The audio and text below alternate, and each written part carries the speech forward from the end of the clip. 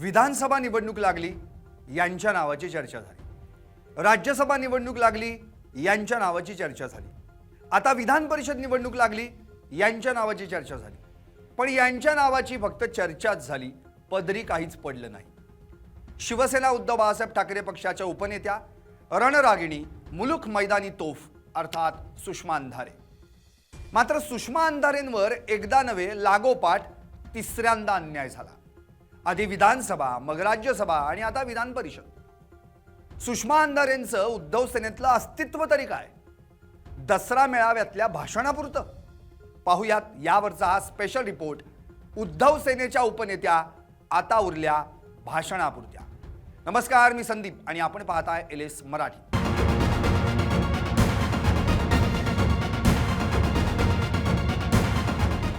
राज्यसभा निवडणूक लागली, सुषमाताई राज्यसभेवर जाण्याची चर्चा रंगली। पण घडलं भलतंच, उद्धव सेनेचा पाठिंबा कुणाला? तर शरद पवारांना। असू दे, विधान परिषदेला पाहू, जस्ट वेट अँड सी। आता विधान परिषदेची निवडणूक लागली आणि पुन्हा एकदा सुषमाताई विधान परिषदेवर जाण्याची चर्चा रंगली। पण पुन्हा एकदा घडलं भलतंच, दस्तूर खुद्द पक्षप्रमुख उद्धव ठाकरे विधान परिषदेवर जाणार असल्याची चर्चा जोर धरू लागताच सुषमा अंधारे, अंबादास दानवे सारी नावं मागं पडली। उलट हीच नेते मंडळी आमची सर्वांची इच्छा आहे की उद्धव ठाकरेंनी विधान परिषदेवर जावं अशी म्हणू लागली। LS मराठीला दिलेल्या एक्सक्लुझिव्ह मुलाखतीत तर मला लोकसभेत जायचंय असं म्हणत अंबादास दानवेंनी पक्षप्रमुखांसाठी वाट मोकळी करून दिली। पण आज वेगळंच चित्र समोर आलं।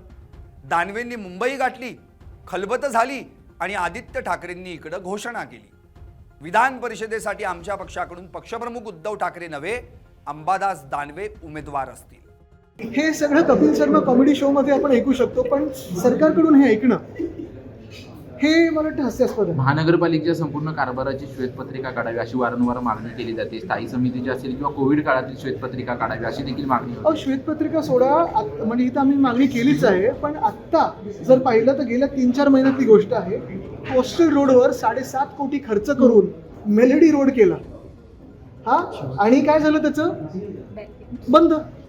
पण कॉन्ट्रॅक्टर कोण होते, कॉन्ट्रॅक्टर कोणी आणले, कुठच्या व्यक्तीने मिंदेंकडे हे कॉन्ट्रॅक्टर नेले, ह्याच्यावर तर चौकशी झाली पाहिजे। कारण हे पैसे मुंबईकरांचे होते, मुंबईचे होते। परिषदेच्या एक जागा आहे जी महाविकास आघाडीकडे, शेवटचा दिवस आहे, कोण आहे उमेदवार? उद्धव ठाकरे साहेबांनी, पक्षप्रमुखांनी निर्णय घेतलेला आहे की आमचे अंबादास दानवेजी हे विधान परिषदेवर जाणार आहेत।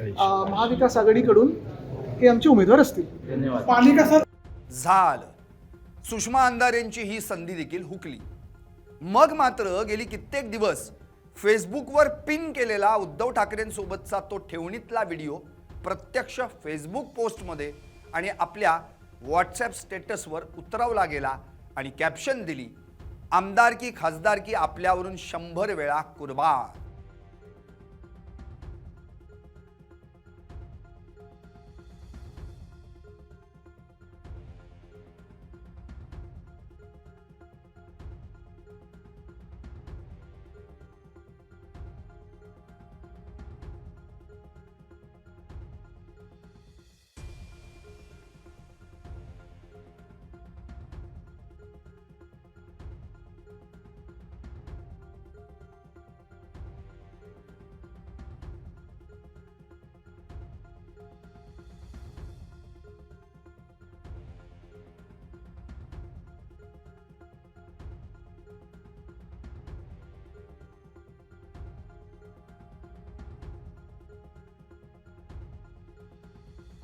सुषमा अंधारेंचा उद्धव सेनेतला पक्षप्रवेश जरा आठवून बघा।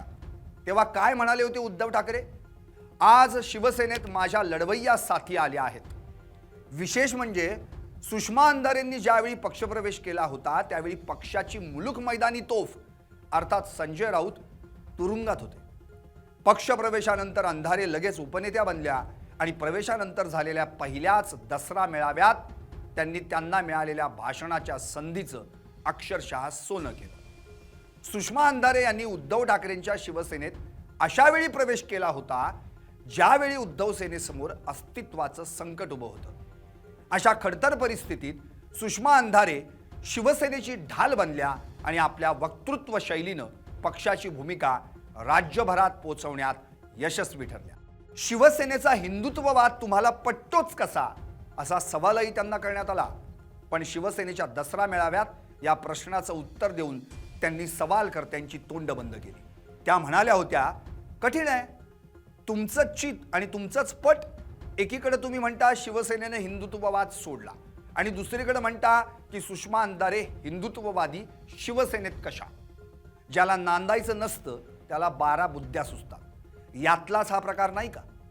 उद्धव ठाकरे यांच्या हिंदुत्वाची व्याख्या पटवून देताना त्यांनी केलेली भाषणं जरा ऐकून पहाच. उद्धव सेनेच्या पक्ष नेतृत्वानं जरी ही भाषणं ऐकली असती तरी पक्षाच्या संकट काळात आपल्या मदतीला धावून आलेल्या सुषमा अंधारेंना राज्यसभेची नाही तर नाही, निदान विधान परिषदेची उमेदवारी तरी देऊ केली असती. आणि जर अंधारेंना विधान परिषदेची उमेदवारी मिळाली असती तर पुढील काळात त्यांनी आपल्या आक्रमक वक्तृत्व शैलीतून सत्ताधारी पक्षाची पिसं काढली असती. पटतंय ना? सुषमा अंधारेंवर एकदा नव्हे, लागोपाठ तिसऱ्यांदा अन्याय झालाय. आधी विधानसभा, मग राज्यसभा आणि आता विधान परिषद. एक सांगू, सुषमा अंधारेंचं उद्धव सेनेतलं अस्तित्व आता फक्त आता उरल्या भाषणापुरत्या इतपतच उरलंय. तुम्हाला काय वाटतं? व्हा व्यक्त आणि पाहत रहा LS मराठी फक्त.